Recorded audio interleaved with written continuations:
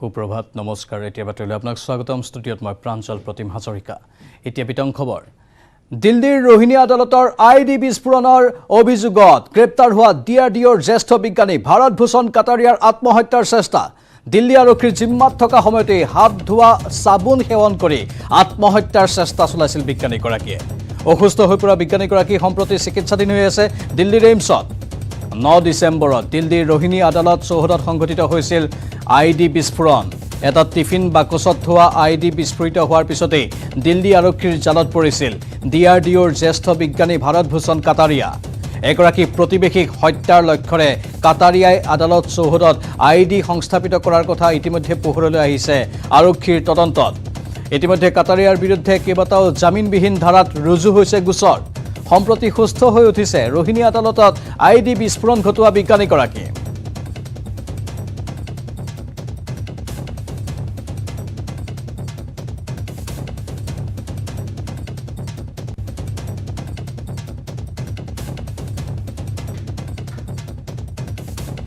আমি পুনৰবাৰ জনাইছোঁ আপোনালোকক এক গুৰুত্বপূৰ্ণ খবৰ দিল্লীৰ ৰোহিণী আদালতৰ আইডি বিস্ফোৰণৰ অভিযোগত গ্ৰেপ্তাৰ হোৱা ডিআৰডিঅ'ৰ জ্যেষ্ঠ বিজ্ঞানী ভাৰত ভূষণ কাটাৰিয়াই আত্মহত্যাৰ চেষ্টা চলালে দিল্লী আৰক্ষীৰ জিম্মাত থকা সময়তে হাত ধোৱা সাবুন সেৱন কৰি আত্মহত্যাৰ চেষ্টা চলাইছিল বিজ্ঞানীগৰাকীয়ে পাছত অসুস্থ হৈ পৰা বিজ্ঞানীগৰাকীক চিকিৎসাধীন কৰোৱা হয় দিল্লীৰ এইমছত 9 ডিসেম্বৰত দিল্লীৰ ৰোহিণী আদালত চৌহদত সংঘটিত হৈছিল এই ইম্প্ৰোভাইজ এক্সপ্লোচিভ ডিভাইচ বিস্ফোৰণ এটা টিফিন বাকচত থোৱা আইডি বিস্ফোৰিত হোৱাৰ পিছতে দিল্লী আৰক্ষীৰ জালত পৰিছিল ডিআৰডিঅ'ৰ জ্যেষ্ঠ বিজ্ঞানী ভাৰত ভূষণ কাটাৰিয়া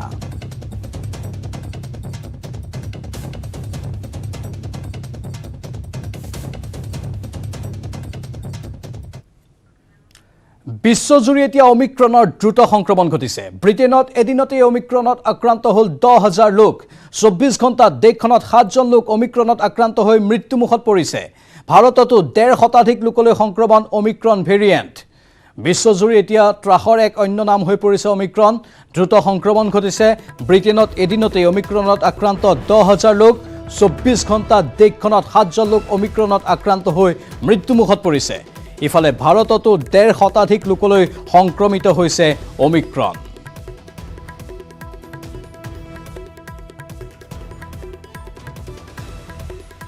ইতিমধ্যে বিশ্ব স্বাস্থ্য সংস্থাই মেটাৰ অফ কনচাৰ্ণ বুলি অভিহিত কৰিছিল এই অমিক্ৰণ ভাইৰাছক বা অমিক্ৰণ ভেৰিয়েণ্টক আৰু এতিয়া বিশ্বজুৰি দ্ৰুত সংক্ৰমণ ঘটিছে অৱশ্যে ভাৰতত সিমান এটা সংক্ৰমণ এতিয়াও ঘটা নাই কিন্তু সাৱধানতা সকলোকে অৱলম্বন কৰিবলৈ স্বাস্থ্য বিভাগে নিৰ্দেশনা জাৰি কৰিছে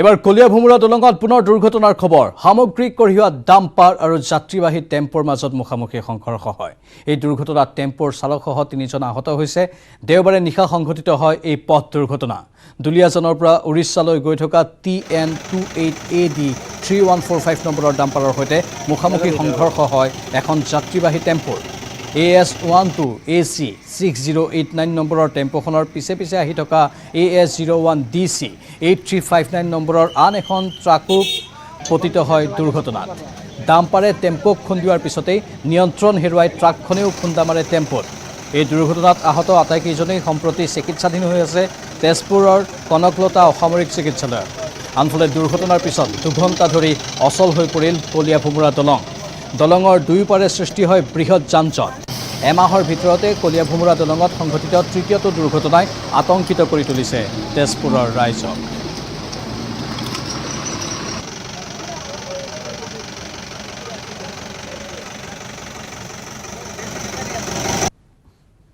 लेफ्ट साइड में वो छोटा गाड़ी है और राइट को बड़ा गाड़ी है तो मेरा वो सेफ्टी हो इधर वो गाड़ी रुको है ना वो मारे बीच में वो टेम्पो टेम्पो आ गया हाँ दुलियाजान का दुलियाजान से कहाँ जाने वाले थे ओडिशा 3-4খন বাহন নামত দুৰ্ঘটনা ঘটি হৈছে নগাঁও দিশৰ পৰা আহি আছিলে প্ৰথমতে ডাম্পাৰ পিছে পিছে টেম্পো তাৰপিছত টেইলাৰ গাড়ীখন তেজপুৰ দিশৰ পৰা আহি আছিলে এই ট্ৰাকখন প্ৰত্যক্ষ কৰিছে এই ট্ৰাকখন আমি গম পাইছোঁ যে আপোনাৰ টেইলাৰখনে টেম্পোখনক খুন্দা মাৰি আপোনাৰ ডাম্পাৰখনৰ পাছফালে খুন্দা মাৰে তাৰ ডাম্পাৰখনে গৈ ট্ৰাকখনক খুন্দা মাৰে আজিৰ পৰা 5 দিনীয়াকৈ আৰম্ভ হ'ব অসম বিধানসভাৰ শীতকালীন অধিৱেশন।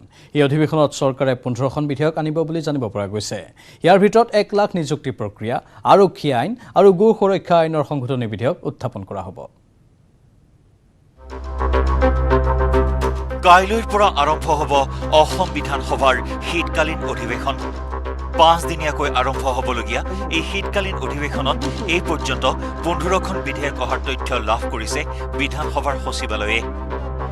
শীতকালীন অধিৱেশনত আহিবলগীয়া বিধেয়ক সন্দৰ্ভত দেওবাৰে মুখ্যমন্ত্ৰী ডক্টৰ হিমন্ত বিশ্ব শৰ্মাই সদৰি কৰিলে এনেদৰে। আমাৰ গভৰ্ণমেণ্টৰ ছাপ্লিমেণ্টাৰী ডিমাণ্ড থাকিব, আমাৰ 3-4খন বিল থাকিব, পুলিচ যিখন আমাৰ আইন আছে তাৰ সংশোধন হ'ব। শীতকালীন অধিৱেশনত 1 লাখ নিযুক্তি সন্দৰ্ভতো এক সিদ্ধান্ত গ্ৰহণ কৰা হ'ব।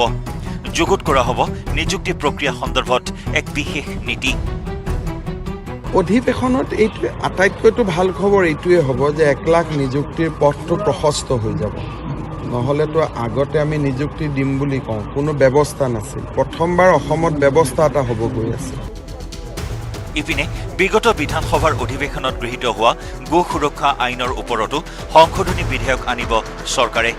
এই সন্দৰ্ভত মুখ্যমন্ত্ৰীয়ে ক'লে, আকৌ সংশোধন হ'ব। যেনেকৈ আগতে যদি আমি গৰু ধৰাত কৰোঁ, গাড়ীখন বিক্ৰী কৰি দিব নোৱাৰোঁ, এতিয়া আমি এই আইনৰ সংশোধনৰ জৰিয়তে এটা আমি অধিকাৰ পাম।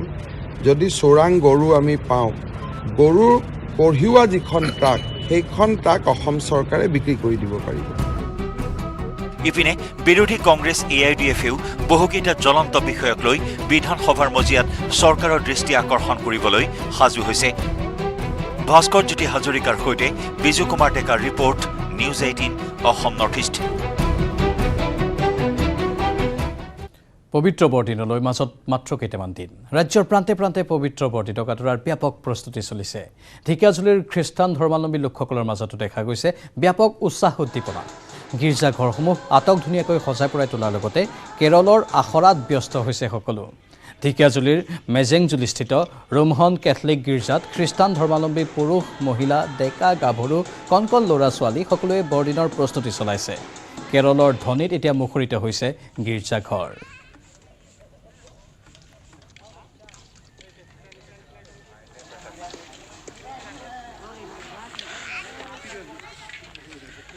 আৰু মিছামাৰীৰ পৰা অধিক জনাব আমাৰ সতীৰ্থ হৰেণ ভূমিছে। মই বৰ্তমান উপস্থিত আছোঁ ঢেকিয়াজুলিৰ মেজেংজুলিস্থিত যি কেথলিক গীৰ্জাঘৰ, এই গীৰ্জাঘৰত ইয়াত খ্ৰীষ্টান ধৰ্মাৱলম্বী লোকসকলৰ মাজত ব্যাপক উৎসাহ উদ্দীপনা, ব্যস্ততাৰ অন্ত নাই। যিহেতু পবিত্ৰ বৰদিনলৈ মাজত মাথো কেইটা দিন বাকী, সেয়েহে খ্ৰীষ্টান ধৰ্মাৱলম্বী লোকসকলে ইয়াত এতিয়া ব্যাপক প্ৰস্তুতি চলাইছে বৰদিনক আদৰাৰ। বিশেষকৈ গীৰ্জাঘৰ আচলতে আটকধুনীয়াকৈ সজাই পৰাই তোলাৰ লগতে ইয়াত কেৰলৰো আখৰা চলা পৰিলক্ষিত হৈছে। আৰু ইয়াত কেনেদৰে বৰদিন উদযাপনৰ প্ৰস্তুতি চলিছে মই পোনে পোনে দেখুৱাব বিচাৰিছোঁ। কেমেৰা সহযোগে দৃশ্য দেখাব। এয়া হৈছে মেজেংজুলিস্থিত যি কেথলিক গীৰ্জাঘৰ এনেদৰে তেওঁলোকে আটকধুনীয়াকৈ সজাই পৰাই তুলিছে। এই যি কেথলিক গীৰ্জাঘৰ আছে মেজেংজুলিৰ, যিহেতু পবিত্ৰ বৰদিনলৈ মাজত মাথো কেইটামান দিন বাকী, সেয়েহে এতিয়া ব্যস্ততাৰ অন্ত নাই খ্ৰীষ্টান ধৰ্মাৱলম্বী লোকসকলৰ মাজত। কি ক'ব, বৰদিন আহি পালে? বৰদিন আহি পাইছে, এতিয়া আমাক মানে উগুল থুগুল লাগি আছে। আমি ভাবিছোঁ এইবাৰ আগতকৈ আকৌ এবাৰ বেছি উল্লাসেৰে মানে বৰদিন পাতিম বুলি আমি ভাবিছোঁ। আৰু লগতে আমি এই খুব বৰদিন অহাৰ আগতে ৰাইজৰ বাকী সকলোকে আমি বৰদিনৰ শুভেচ্ছা আৰু নতুন বছৰৰ শুভেচ্ছা জ্ঞাপন কৰিছোঁ, যাতে সকলোৱে আমাক আশীৰ্বাদ কৰক আৰু যাতে আমিও মানে বৰদিন ভালকৈ পালন কৰিব পাৰোঁ। আৰু যোৱা বছৰ ভালকৈ পালন হোৱা নাছিলে নেকি? যোৱা বছৰ আমাৰ বিশেষকৈ ক'ভিডৰ কাৰণে আমি ভালকৈ বৰদিন আমি পাতিব পৰা নাছিলোঁ। এইবাৰ 2 বছৰৰ মানে অন্তত আমি বহু আনন্দৰে আৰু বহু প্ৰতীক্ষাৰে মানে আমি বৰদিন পাতিবলৈ যি সুযোগ পাইছোঁ, এইটো আমি এতিয়া গীৰ্জাঘৰ আমি প্ৰায় ৰং চম এইটো সপ্তাহত মানে কিবা মানে মাৰিম। আৰু তাৰপিছত কোৱাৰৰ গানবিলাক যিবিলাক আছে সিহঁতে ৰিহাৰ্চেল চলি আছে। তাৰপিছত মানে 5টা দিন বাকী আছে। হয়, মাত্ৰ 5টা দিন বাকী আছে। আৰু 5টা দিনৰ ভিতৰত আমি গোটেইখিনি আমি কমপ্লিট কৰি ল'ম। মানে নিশ্চয়কৈ ব্যাপক প্ৰস্তুতি চলিছে। কি ক'ব, কেনেকুৱা প্ৰস্তুতি মানে কি, আমাৰ এইটো আমি চাৰণী বুলি কওঁ, য'ত আমি মানে যীশুখ্ৰীষ্টৰ যিটো বৰদিনৰ যিটো এটা মানে কিবা বনাওঁ তাৰ মানে চাৰণী য'ত জন্ম লয় আমাৰ মানে খ্ৰীষ্টান ধৰ্মাৱলম্বী খাওঁ সেইটো মানে তাতে মানে যায়। এইটো কি গীৰ্জাঘৰ আপোনালোকৰ? এইটো আমাৰ মেইনজুলি ৰোমান কেথলিক ঢেকীয়াজুলি পেৰিছ। হয়, বাকী ৰাইজৰ ব্যাপক উৎসাহ উদ্দীপনা। ৰাইজে কাৰণ বিগত 2 বছৰ যিহেতু বৰদিন ভালকৈ পাতিব পৰা নাই কোভিডৰ কাৰণে, আৰু এইবাৰ যিহেতু সুযোগ পাইছে ঈশ্বৰক আমি ধন্যবাদ দিছোঁ যাতে এই সুযোগটো আমাক দিছে, আৰু আমি এই সুযোগটো মানে হেৰাব খোজা নাই। সেইকাৰণে ৰাইজে এয়া চাইছে আমাৰ যিটো ইয়াত মেইনজুলি কেথলিক মণ্ডলী ইয়াত 101 ঘৰ 3 ঘৰ আছে তাৰমানে, তো আমি চাইছোঁ সকলোৱে প্ৰত্যেক ঘৰৰ পৰা কাম কাজ কৰিবৰ কাৰণে ওলাই আহিছে। ধন্যবাদ হৰেণ ভূমিজ। পৰৱৰ্তী বাতৰি। মীন নিগমৰ প্ৰাক্তন OSD পদ্ম হাজৰিকাৰ দুৰ্নীতিৰ বিৰুদ্ধে কঠোৰ মুখ্যমন্ত্ৰী হিমন্ত বিশ্ব শৰ্মা। দুৰ্নীতিগ্ৰস্তৰ বিৰুদ্ধে কঠোৰ ব্যৱস্থা ল'ব চৰকাৰে। তেওঁৰ কাৰ্যকালত কোনো দুৰ্নীতিগ্ৰস্ত সাৰি যাব নোৱাৰে বুলিও সকীয়ালে মুখ্যমন্ত্ৰীয়ে।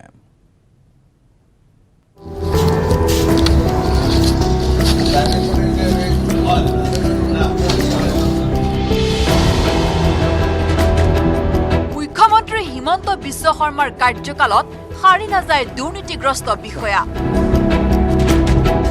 দুৰ্নীতিগ্ৰস্ত বিষয়াৰ বিৰুদ্ধে গ্ৰহণ কৰা হ'ব কঠোৰ ব্যৱস্থা। মীন নিগমৰ প্ৰাক্তন OSD পদ্ম হাজৰিকাৰ দুৰ্নীতিক লৈ কঠোৰ মুখ্যমন্ত্ৰী। যদি ক'ৰবাত কেলেংকাৰী আছে, ভিজিলেন্স আছে, তেওঁলোকৰ SP আপোনালোকৰ লগত কথা CM ভিজিলেন্সৰ অলৰেডি তেওঁলোকে কথা পাতিব। মীন উন্নয়ন নিগমৰ OSD হৈ বিশাল সম্পত্তিৰ গৰাকী হোৱা এইগৰাকী পদ্ম হাজৰিকাৰ ফাদিল হৈছে এটাৰ পিছত আনটো দুৰ্নীতিৰ দস্তাবেজ। নিযুক্তিৰ বাবদ উৎকোচ লোৱা, বিল লিজত দিয়াৰ নামত লেচিৰ পৰা ধন সংগ্ৰহ কৰা, চৰকাৰী বিল ব্যক্তিগত হস্তান্তৰকৰণৰ নামত কমিছন লোৱা ইত্যাদি 100 এবুৰি অভিযোগ এইগৰাকী দুৰ্নীতিৰ সদাগৰ পদ্ম হাজৰিকাৰ বিৰুদ্ধে, যাৰ বিৰুদ্ধে ইতিমধ্যে CM ভিজিলেন্সত অভিযোগ দাখিল হৈছে। যদি ক'ৰবাত কেলেংকাৰী আছে, ভিজিলেন্স আছে, তেওঁলোকৰ SP আপোনালোকৰ লগত কথা CM ভিজিলেন্সৰ অলৰেডি তেওঁলোকে কথা পাতিব। বিজেপিৰ কাৰ্যকালত সংঘটিত এই ভয়ংকৰ অনিয়মৰ অভিযোগ একমাত্ৰ নিউজ 18 পোহৰলৈ অনাৰ পিছতে বিষয়টো গুৰুত্ব সহকাৰে লৈছে মুখ্যমন্ত্ৰীয়ে। দুৰ্নীতিগ্ৰস্ত বিষয়াৰ বিৰুদ্ধে লোৱা হ'ব ব্যৱস্থা। যদি ক'ৰবাত কেলেংকাৰী আছে, ভিজিলেন্স আছে, তেওঁলোকৰ SP আপোনালোকৰ লগত কথা CM ভিজিলেন্সৰ অলৰেডি তেওঁলোকে কথা পাতিব। দীৰ্ঘদিনে চৰকাৰ প্ৰশাসনক মেনেজ দি পদ্ম হাজৰিকাই দুৰ্নীতি চলোৱাৰ গুৰুতৰ অভিযোগ, যাৰ বাবে সময়ে সময়ে পদ্ম হাজৰিকাৰ বিৰুদ্ধে অহা অভিযোগ আধাতে বন্ধ হৈ পৰিছিল। শেহতীয়াকৈ CM ভিজিলেন্সত দাখিল হোৱা অভিযোগ আৰু দুৰ্নীতিৰ বিৰুদ্ধে শূন্য সহনশীল মুখ্যমন্ত্ৰী ডক্টৰ হিমন্ত বিশ্ব শৰ্মাৰ স্থিতিয়ে পোহৰলৈ আনিব পদ্ম হাজৰিকাই মীন বিভাগত চলাই অহা দুৰ্নীতিৰ দস্তাবেজ। এয়াই নহয়, পদ্মৰ সোঁৱে বাৱে থাকি কমিছন সংগ্ৰহ কৰা চৰকাৰী ব্যক্তিগত একাংশ তথাকথিত দালালৰো মুখা খোল খাব। ভাস্কৰ জ্যোতি হাজৰিকা আৰু বলেন ভট্টাচাৰ্যৰ report, news 18 Assam north east. আনফালে মীন নিগমৰ নিযুক্তি কেলেংকাৰীৰ তদন্ত ঘোষণা কৰা হৈছে। MDৰ জৰিয়তে কমিটি গঠন কৰিলে নিগমৰ অধ্যক্ষ গুৰুজ্যোতি দাসে। দুৰ্নীতিৰ তন্নতন্নকৈ তদন্ত হ'ব বুলি ঘোষণা কৰিছে অধ্যক্ষগৰাকীয়ে।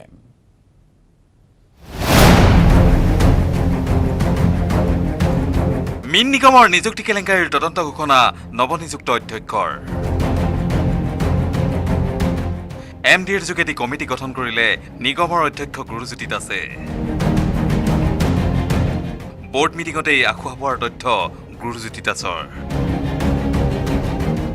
আমি বোৰ্ড মিটিংখন প্ৰথম আয়োজন কৰিলোঁ, তাত অলপ আমি আখুৱা দেখিছোঁ আৰু তাতে আমি বোৰ্ড মিটিঙতে এটা সিদ্ধান্ত লৈছোঁ, ডিপাৰ্টমেণ্টেলি এটা ইয়াক মানে চাবৰ কাৰণে MDক দায়িত্ব দিছোঁ। নতুন MD আমাৰ জইন কৰিছে।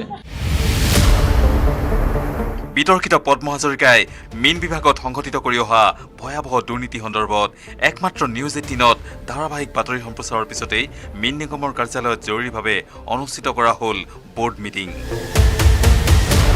মীন নিগমৰ নৱনিযুক্ত অধ্যক্ষ গুৰুজ্যোতি দাসৰ নেতৃত্বত অনুষ্ঠিত হোৱা বোৰ্ড মিটিঙতেই উত্থাপন হ'ল অভিযুক্ত OSD পদ্ম হাজৰিকাৰ কুকৃতিৰ কাহিনী। বোৰ্ড মিটিঙতেই পদ্ম হাজৰিকা সন্দৰ্ভত দুৰ্নীতিৰ তথ্য লাভ কৰাত বিভাগটোৰ MDৰ যোগেদি তদন্ত কমিটি গঠন কৰিছে অধ্যক্ষ গুৰুজ্যোতি দাসে। কমিটিয়ে দিয়াৰ প্ৰতিবেদনৰ ওপৰতে এতিয়া নিৰ্ভৰ কৰিব বিতৰ্কিত পদ্মৰ ভৱিষ্যত। আমি পৰৱৰ্তী সময়ত গোটেইখিনি ভালকৈ তন্নতন্নকৈ চাম নিশ্চয়, আৰু ইয়াৰ ব্যৱস্থা গ্ৰহণ কৰা হ'ব। আমি বোৰ্ড মিটিং হ'ল, বোৰ্ড মিটিঙতে এইটো সিদ্ধান্ত হয় কথাবিলাক, আৰু সেইটো আমি বোৰ্ড মিটিঙত এই কথাখিনি উপস্থাপন কৰিছোঁ। তাতে এটা MDৰ জৰিয়তে কমিটি গঠন কৰি চোৱা চিতা কৰিব দায়িত্ব দিছোঁ। ইফালে একাংশই এইগৰাকী পদ্ম হাজৰিকাক সুৰক্ষা দিবলৈ উঠি পৰি লাগিছে। অৱশ্যে আশা কৰা হৈছে অধ্যক্ষ গুৰুজ্যোতি দাসে বিভাগটোত সংঘটিত এই ভয়ংকৰ দুৰ্নীতি সন্দৰ্ভত কোনো আপোচ নকৰিব। গৌৰীশ নন্দীৰ সহযোগত Bhaskarjyoti Hazarika, news 18 Assam north east. আকৌ নতুন প্ৰভাত হ'ব শীৰ্ষক শ্লোগানেৰে প্ৰদেশ কংগ্ৰেছে আয়োজন কৰা 3দিনীয়া প্ৰশিক্ষণ শিবিৰক লৈ এতিয়া সাহসীয় বিজেপিয়ে তীব্ৰ কটাক্ষ কৰিছে বিৰোধী কংগ্ৰেছক। আনকি মুখ্যমন্ত্ৰী হিমন্ত বিশ্ব শৰ্মায়ো কংগ্ৰেছক কটাক্ষ কৰিবলৈ এৰি নিদিলে। অৱশ্যে মুখ্যমন্ত্ৰীকো উভতি ধৰিছে কংগ্ৰেছে। কংগ্ৰেছে পাতিলে আকৌ নতুন প্ৰভাত হ'ব শ্লোগানেৰে 3দিনীয়া প্ৰশিক্ষণ কাৰ্যসূচী। তাকে লৈ মুখ্যমন্ত্ৰী হিমন্ত বিশ্ব শৰ্মাৰ টিপ্পনী। আজি ইমান বছৰ যিবিলাক তেওঁলোকে প্ৰভাত কৰিলে, তাৰমানে তেওঁলোকে নিজেই কৈ দিলে যে আগৰ কামবিলাক তেওঁলোকে বেয়া কৰিছিল বুলি। তেওঁলোকে ক'ব লাগিছিল কি যে আমি পুৰণা দিনত আমাৰ প্ৰভাতবিলাক বৰ ভাল আছিল, আমি পুৰণা প্ৰভাতবিলাক উভতাই আনিম। মুখ্যমন্ত্ৰীৰ দাবী, কংগ্ৰেছে নিজৰ দিনত কৰা কাম কাজৰ কথা নিজেই কৈ দিলে। এতিয়া তেওঁলোকে কৈছে নতুন প্ৰভাত হ'ব, তাৰমানে তেওঁলোকে নিজেই কৈছে যে তৰুণ গগৈ চৰকাৰৰ দিনত ভাল কাম নহ'ল, হিতেশ শইকীয়া চৰকাৰৰ দিনত ভাল কাম নহ'ল, বা আগৰ কংগ্ৰেছ চৰকাৰবিলাকৰ দিনত ভাল কাম নহ'ল বুলি। মুখ্যমন্ত্ৰীৰ এই আক্ৰমণৰ উত্তৰ দেওবাৰে দিলে প্ৰদেশ কংগ্ৰেছৰ সভাপতি ভূপেন বৰাই। ভূপেন বৰাই ক'লে, কংগ্ৰেছৰ শ্লোগানৰ অৰ্থ মুখ্যমন্ত্ৰীয়ে ভালকৈ বুজিছে।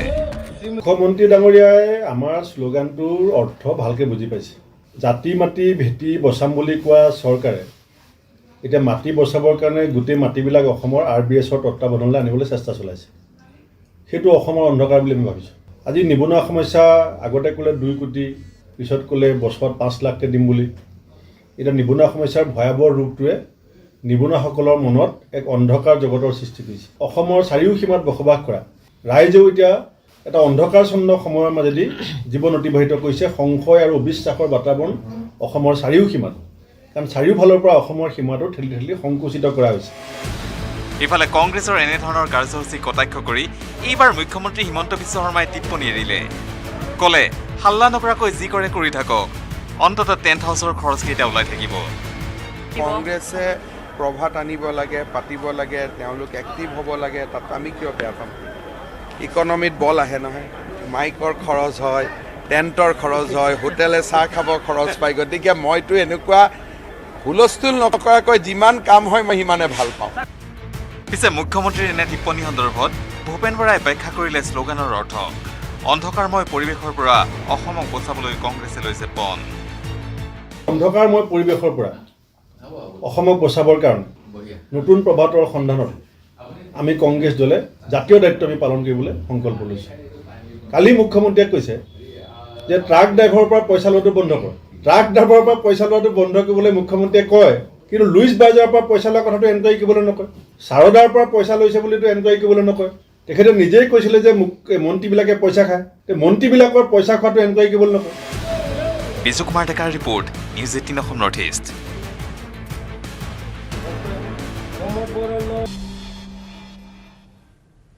বিৰতিৰ পাছতেই দবকাৰ ভয়ংকৰ পথ দুৰ্ঘটনাৰ খবৰ। 36 নম্বৰ ৰাষ্ট্ৰীয় ঘাইপথত সংঘটিত দুৰ্ঘটনাত থিতাতে নিহত হৈছে এজন লোক। ভেলৌগুৰিৰ এই দুৰ্ঘটনাত আহত হৈছে আন 3জন লোক। নিহত লোকজনৰ নাম নুৰ হুছেইন। দুৰ্ঘটনাত পতিত হোৱা গাড়ীখনৰ চালক আছিল নুৰ হুছেইন। আনহাতে গুৰুতৰভাৱে আহত নিজামুদ্দিনে এতিয়া মৃত্যুৰে যুঁজিছে নগাঁৱৰ চিকিৎসালয়ত। দবকাৰ ভয়ংকৰ পথ দুৰ্ঘটনাৰ খবৰ আমি জনাইছোঁ। নিশাৰ ভাগত এই দুৰ্ঘটনা সংঘটিত হয় 36 নম্বৰ ৰাষ্ট্ৰীয় ঘাইপথত, আৰু থিতাতে নিহত হৈছে এজন লোক। ভেলৌগুৰিৰ এই দুৰ্ঘটনাত আনফালে আহত হৈছে 3জন লোক। নিহত লোকজনৰ নাম নুৰ হুছেইন। দুৰ্ঘটনাত পতিত হোৱা গাড়ীখনৰ চালক আছিল নুৰ হুছেইন।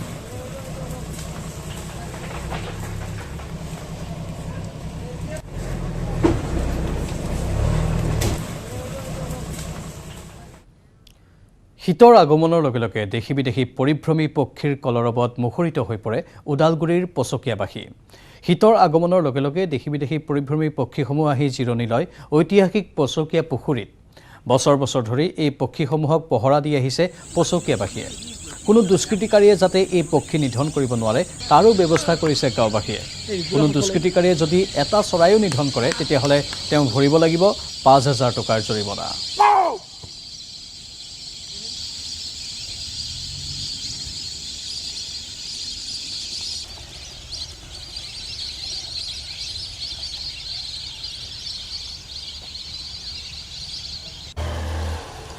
এই সন্দৰ্ভত এক প্ৰতিবেদন আগবঢ়াইছোঁ আমাৰ সতীৰ্থ সাংবাদিক ৰিপুঞ্জয় নাথৰ।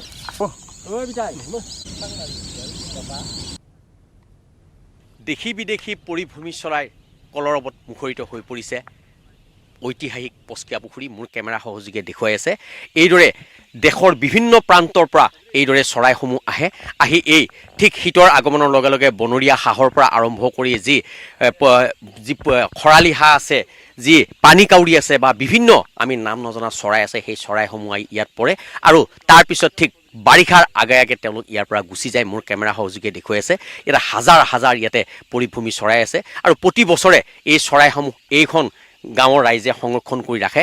প্ৰায় ৮০ বিঘা মাটিৰ এই ৮০ বিঘা ভূমিৰ এই পচকীয়া পুখুৰী আৰু এই পচকীয়া পুখুৰীত দেশৰ বিভিন্ন প্ৰান্তৰ পৰা এই আহা চৰাইসমূহ সংৰক্ষণ কৰি ৰাখে ইয়াৰ স্থানীয় ৰাইজসমূহে। আৰু সেই স্থানীয় ৰাইজৰ কিছু লোক আছে, তেওঁলোকৰ পৰা মই পোনে পোনে জানিব বিচাৰিম যে আচলতে তেওঁলোকে এই চৰাইসমূহ কিমান বছৰৰ পৰা আৰু কেনেদৰে সংৰক্ষণ কৰি ৰাখিছে। এই চৰাইসমূহ কিমান বছৰৰ পৰা ইয়াতে আহে? আহাটো বহুত বছৰে হৈছে এতিয়া আহাটো, আৰু এনেকুৱা এতিয়া ৰাইজে বন্ধ কৰা হেৰি কৰিছে আৰু মাৰাটো। এই পুখুৰীটোত কিমান মাটিকালি আছে? ৮০ বিঘা। এই চৰাইসমূহ যে এনেকৈ সংৰক্ষণ কৰি ৰাখিছে, বিভিন্ন দুষ্কৃতিকাৰী আহি মাৰিব চেষ্টা নকৰে? মাৰিব চেষ্টা কৰে, আকৌ আমাৰ সেইটো অলপ হেৰি কৰি থাকে আৰু ৰাইজে চোৱা চিন্তা কৰি থাকে। এই কিমান কিবা পইচা জৰিমনা আছে নেকি মাছ মাৰিলে? এইটো ৫,০০০ জৰিমনা, ৫,০০০ টকা জৰিমনা আৰু এইটো দিবই লাগিব। দিব লাগিব মানলি, ঠিক যিটি হেৰিত পায় দিব লাগিব আৰু সি ৰাইজৰ সিদ্ধান্ত। ৰাইজৰ সিদ্ধান্ত। আৰু বেলেগ অন্য বাহিৰা মানুহ আহি ইয়াতে চৰাইসমূহ চাবলৈ বাহিৰা মানুহ আহে? আহে কিছুমান পিকনিক খোৱা মানুহ আহি যায় আৰু এনেকৈ চাইও যায় এইবিলাক বস্তু চাব আহে। আৰু কেনেকুৱা লাগে আপোনালোকৰ ইয়াতে এনেকৈ বিভিন্ন দেশৰ পৰা দেশ বিদেশৰ চৰাইবিলাক আহে ইয়াতে এনেকুৱা মুখৰিত হৈ পৰে তেওঁলোকৰ ধ্বনিৰে, কেনেকুৱা লাগে? ভাল লাগে আৰু চৰাই চিৰিকটি চাই। আচলতে ইয়াতে কোনো চৰাইবিধক কোনোবা ইয়াতে কোনো দুষ্কৃতিকাৰীয়ে চৰাই মাৰিব নোৱাৰে। এজন ইয়াৰ স্থানীয় যুৱক আছে, কেনেকুৱা লাগে ইয়াতে ধুনীয়াকৈ চৰাইবিলাক ইয়াতে চৰি আছে বা কেনেকুৱা লাগে? সেইটো চবৰে ভালেই লাগিব, কাৰণ বন্যপ্ৰাণীৰ যিটো সুৰক্ষা আইন বা চৰকাৰে কৰিছে, গতিকে তেনে ক্ষেত্ৰতো তাৰমানে আমি চবে ৰাইজে বুজি পাব লাগিব, চব মানুহে বুজি পাব লাগিব যে আজিকালি পশু পক্ষী বহুত কমি গৈছে। তেনে ক্ষেত্ৰত যেনিবা ওচৰতে আমাৰ পুখুৰী এটাত এনেকৈ বিভিন্ন ধৰণৰ চৰাই চিৰিকটি আছে, আমাৰ নিজৰো ভাল লাগে। বা কেতিয়াবা এইফালে দূৰ দূৰণিৰ মানুহ আহে, কিছু ৰৈ চৰাই চিৰিকটিবিলাক দেখিলে ফটো চটো মাৰে, সেনেকৈ কিছু সময় ৰেষ্ট লৈ যোৱা দেখা পাওঁ। আৰু সেই হিচাপে যেনিবা ওচৰত এনেকুৱা এটা পুখুৰী বা এনেকুৱা এটা ঠাই আছে, সেইটো কাৰণে আমাৰ নিজকে ভাল লাগে। আৰু ধন্যবাদ ৰিপুঞ্জয়। এবাৰ নলবাৰীৰ বাহমুৰাত ভুলুণ্ঠিত হ'ল মানৱতা। স্বামীৰ মৃতদেহ চোতালত থৈ অকলে ৰৈ আছে পত্নী। সৎকাৰ কৰিবলৈ ওলাই নাহিল চুবুৰীয়া, ওলাই নাহিল নিজ পুত্ৰও।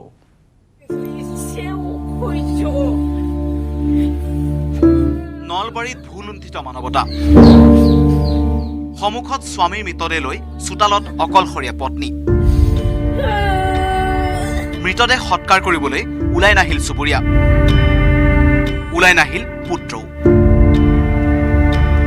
নলবাৰীৰ বাহমুৰাত সংঘটিত হ'ল এই হৃদয় বিদাৰক ঘটনা। গাঁওখনৰ সুৰেন মুছাহিৰ নামৰ এজন ব্যক্তিৰ শনিবাৰে মৃত্যু ঘটে, কিন্তু মৃতকৰ সৎকাৰ কৰিবলৈ গাঁওখনৰ কোনো এজন ব্যক্তি ওলাই নাহিল। প্ৰায় ৫ বছৰ পূৰ্বে পুত্ৰৰে গাঁওবাসীৰ লগত হোৱা কাজিয়াৰ পৰিণতিত গাঁওবাসীয়ে সুৰেন মুছাহাৰী পৰিয়ালক ১১,০০০ টকাৰ জৰিমনা বিহিছিল। দুখীয়া পৰিয়ালটোৱে জৰিমনা আদায় দিব নোৱাৰাৰ বাবেই আজিও এঘৰীয়া, যাৰ বাবে মৃতকক এনেদৰে ঠেলাত লৈ অহা হ'ল শ্মশানলৈ। কালি ৩টা মানতে মৰিছে। মানুহ চানুহ নাই, কোনো নাহে, মানুহ নাহে, বেলেগ কৰি থৈ দিছে আমাক। কিহৰ কাৰণে বেলেগ কৈছে কিবা কাৰণে কিবা ল'ৰাটোৰ কাৰণে কিবা এটা কিবা কাজিয়া হৈছিল তাৰমানে গাঁৱৰ মানুহ অহা নাই মানে সিহঁতৰ চবৰ মানে হেৰি আছে সেই কিবা 10,000 নে কিবা ফাইন দিব লাগে তেতিয়াহে মানে গাঁৱৰ মানুহ ৰাইজে আহিব বোলে। অৱশেষত মৃতদেহ সৎকাৰ কৰিবলৈ ওলাই আহিল গৰিয়ামৰীয়া দেশী পৰিষদৰ কেইগৰাকীমান ব্যক্তি। মই লাজ পাইছোঁ যে আজিৰ দিনতো আমি এই অৱস্থাত আছোঁ যে এজন মানুহ ঢুকাইছে তেওঁৰ শৱদেহটো দাহন কৰিবলৈ আগবাঢ়ি অহা নাই। শিক্ষাৰ কোনো মূল্যহীন শিক্ষা বুলি মোৰ এটা ধাৰণা হৈছে। মানুহটো যিটো অৱস্থাত পৰি আছে মানে বহুত বেয়া লাগে কাৰণ আমিও মানুহ হয় কিন্তু তেওঁ ল'ৰাক যেতিয়া মই সুধিলোঁ যে তুমি কিয় দেউতাৰ ওচৰত যোৱা নাই তেতিয়া কৈছে যে সমাজে আমাক এঘৰীয়া কৰি থৈছে আৰু লগতে দেউতাৰ ওচৰত মোক যোৱাৰ কাৰণে মানা কৰি দৰে হৈছে কাৰণ মই তেখেতসকলক টকা দিব লাগিব ফাইন দিব লাগিব গতিকে মই ক'ৰ পৰাই দিম। ক'ত থাকে পুত্ৰ ক'ত থাকে তেওঁ ইয়াত ঘৰতে আছে।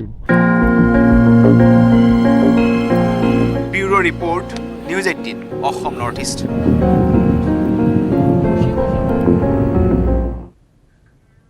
এতিয়া খাম চিফুঙৰ শব্দই ৰজন জনাইছে অসম মেঘালয়ৰ সীমান্তৱৰ্তী এটা অঞ্চলত। খাম চিফুঙৰ তালে তালে কঁকাল ভাঙিছে বড়ো চিখলাই, খামৰ তালে তালে নাচিছে বাগুৰুম্বা। ফেব্ৰুৱাৰী মাহত অনুষ্ঠিত হ'ব লগা গোৱালপাৰা জিলা বড়ো বাৰদল অনুষ্ঠানৰ বাবে চলাইছে এই আখৰা। দুধনৈৰ নিকটৱৰ্তী দালুৱাবাৰী অঞ্চলত প্ৰায় 35-40 গৰাকী যুৱতীয়ে একেলগ হৈ চলাইছে বড়ো নৃত্যৰ এই আখৰা।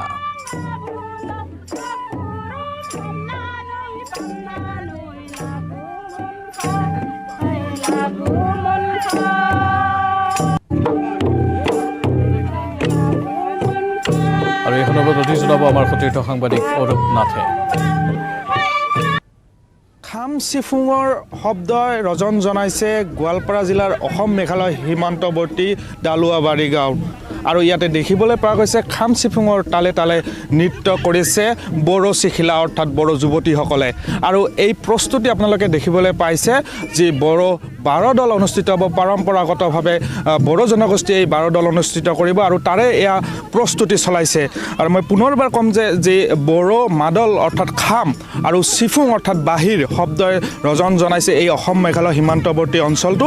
আৰু ফেব্ৰুৱাৰী মাহত অনুষ্ঠিত হ'ব লগা এই বাৰদলৰ প্ৰস্তুতি কিন্তু এই ডিচেম্বৰ মাহৰ পৰাই আৰম্ভ হৈছে। অকণমান ঘূৰি দিয়ক এইফালে আমাৰ সুবিধা হ'ব।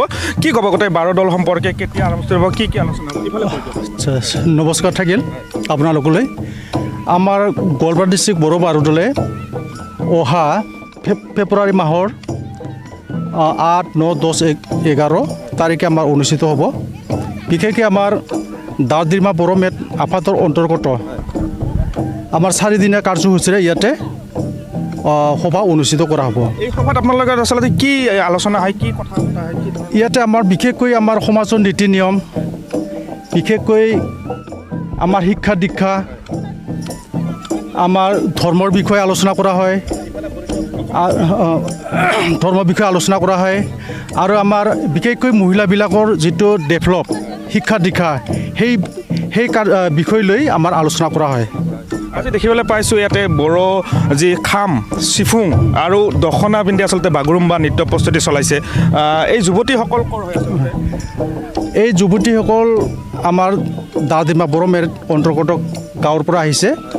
কিমানজনী যুৱতীয়ে বিশেষকৈ 30-35 জন আমাৰ নৃত্য প্ৰদৰ্শন কৰি আছে, শিক্ষা লৈ আছে।